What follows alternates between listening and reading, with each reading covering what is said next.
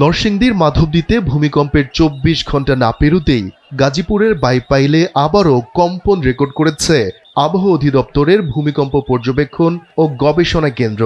শনিবার সকাল 10:36 12 সেকেন্ডে এই কম্পন রেকর্ড করা হয়। রিক্টার স্কেলে এর মাত্রা ছিল ৩.৩। ভূমিকম্প পর্যবেক্ষণ ও গবেষণা কেন্দ্রের দায়িত্বরত পেশাগত সহকারী নিজামুদ্দিন আহমেদ সংবাদ মাধ্যমকে এই তথ্য নিশ্চিত করেছেন। তিনি জানান, এটি একটি মাইনর ভূমিকম্প।